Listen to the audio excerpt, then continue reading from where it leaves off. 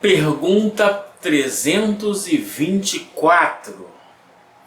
Os espíritos das pessoas a quem se erigem estátuas ou monumentos assistem à sua inauguração e experimentam algum prazer nisso? Muitos comparecem a tais solenidades, quando podem, porém, menos os sensibiliza a homenagem que lhes prestam do que a lembrança que deles guardam os nomes. Então, fica muito claro, depois dessa série de perguntas, a gente entender o que estabelece a relação entre os homens, entre os encarnados e os desencarnados, são os pensamentos, os sentimentos, e não coisas materiais.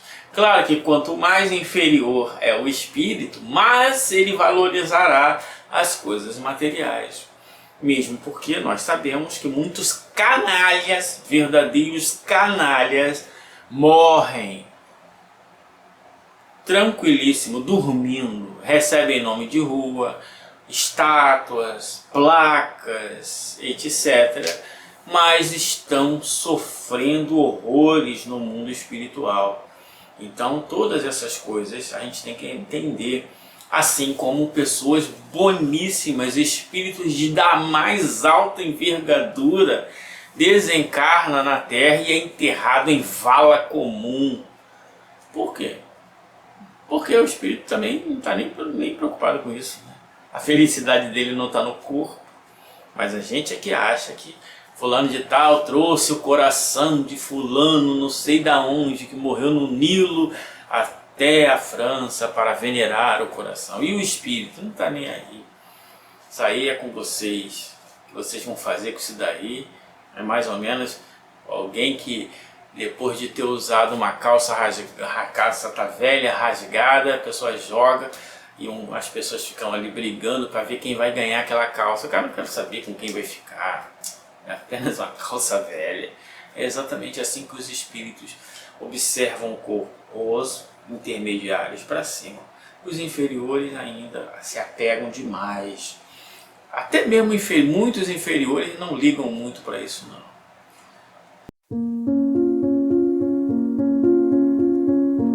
Comentando os comentários dos comentadores do além.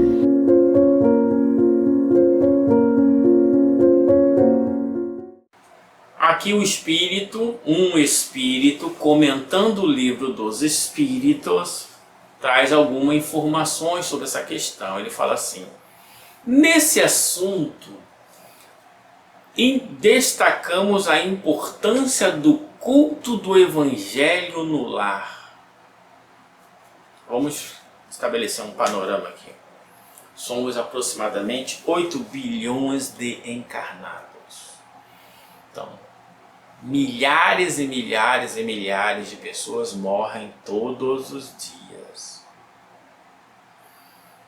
Desses 8 bilhões, quantos são espíritas? Nem 10%. Nem 1%. Então, eles precisam fazer o culto do Evangelho no lar? A maioria esmagadora dele não sabe nem o que é culto, não sabe nem o que é Evangelho. Então essa aqui é uma propaganda, ok, de algumas instituições que têm suas doutrinas, achando que essa é uma regra para todos os espíritos. Não, não é nem para os espíritas. Isso aí é uma prática criada por alguém, uma tradição. Tanto é que o espiritismo nem culto tem. Ele diz lá, ó, a sua prática muda o clima espiritual do lar. Mágica. O culto do Evangelho no lar é um culto. Então você vai cultuar alguma coisa, o Evangelho, tá bom. Mas cultuar o Evangelho não muda o clima espiritual de nada. O que muda o clima espiritual de nada é quando os seres encarnados, em qualquer lugar do planeta, em qualquer lugar do universo, se aliam com as leis morais, que são eternas e imutáveis como o próprio Deus.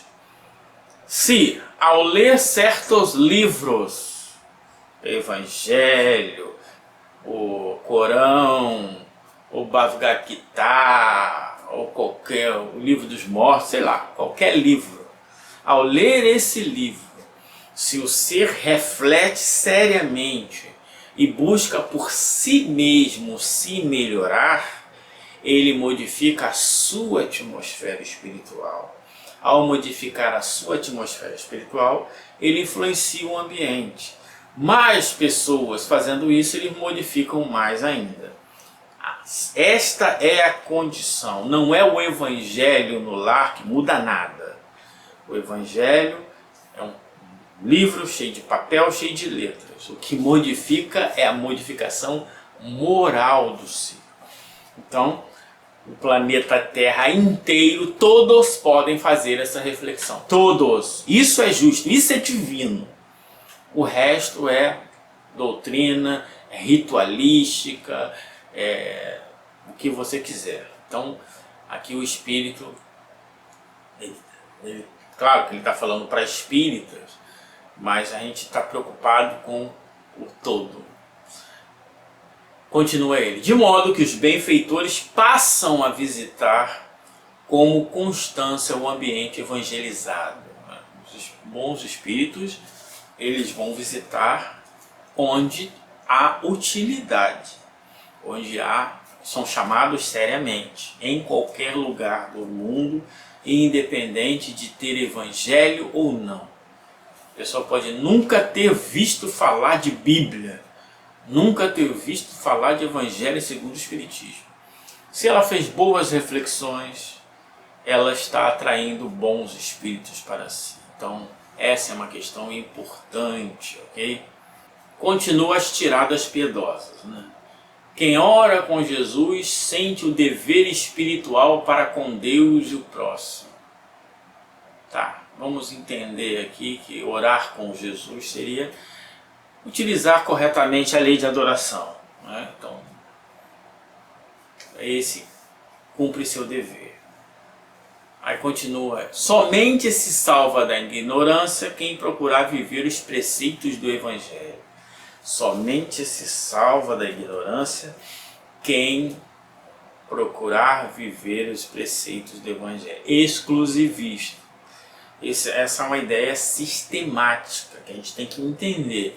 Se você entender preceitos do Evangelho, as leis eternas e imutáveis do Criador, chamadas leis morais, trazida pelo Livro dos Espíritos, tudo bem.